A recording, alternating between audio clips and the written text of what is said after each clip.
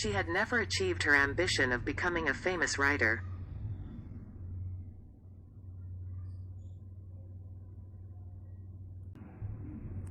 The company's new product has attracted a lot of public attention.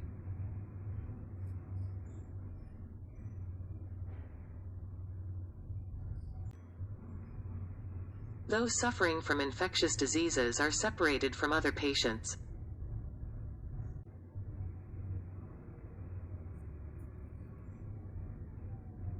Certain foods seem to contain more potent allergens than others.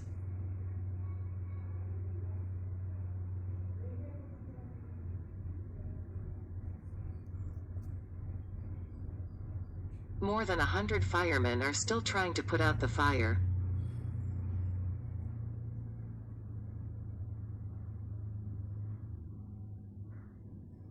It's traditional in America to eat turkey on Thanksgiving Day.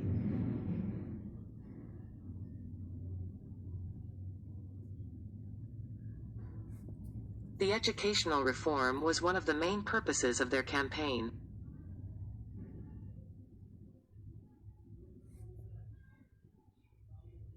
Sam is researching the relationship between social classes and education.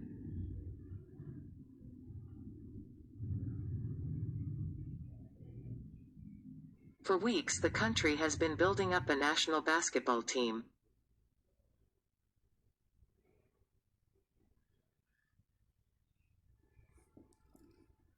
The new building will be located in the center of the town.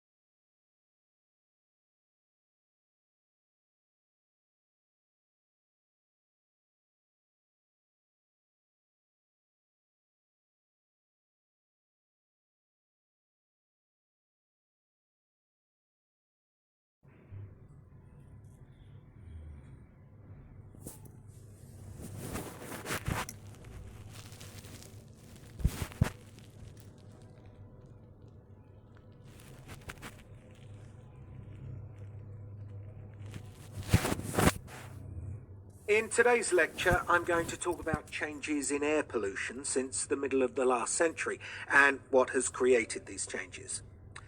So, air pollution was very visible with frequent thick black fogs known as smogs in many large cities around the world. The main source of this pollution was from factories, and it caused severe health problems. For example, a particularly severe smog in London in 1952 caused over 4,000 deaths.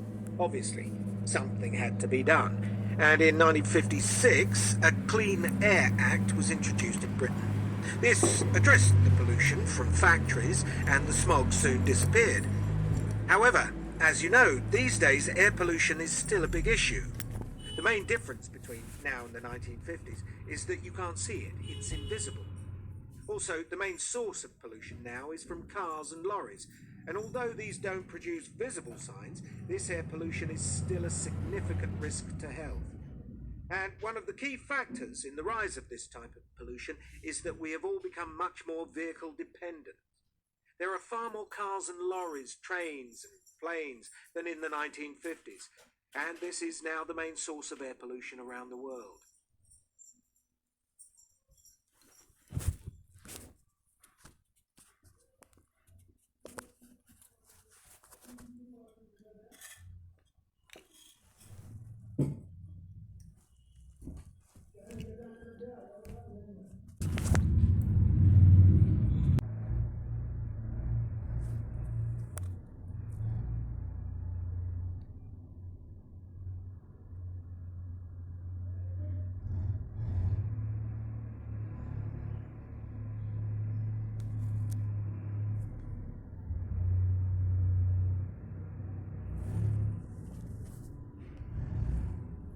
It is almost impossible these days not to include photography in a course on the history of art.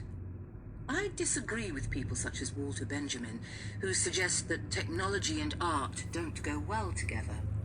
Photography, with its realism, its accurate representation of the thing in front of you, initially deprived many artists of their subject matter, forcing them to look in new ways. No bad thing. True, mass-produced images of, say, the Mona Lisa obviously can't provide the same experience as seeing the real painting.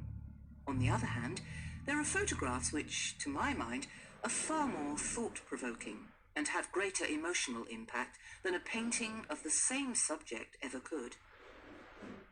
Some people say that the traditional idea of an artist with a trained hand and eye is old-fashioned. They no longer believe that an artist needs specialist knowledge, but rather that he or she can simply point a camera at a scene and record it. However, on the one hand, that ignores the creative skill involved in producing photographs. On the other hand, it also ignores the fact that even in the past, painters used various technological aids. For example, the Dutch painter Vermeer used a camera obscura to help him create his images.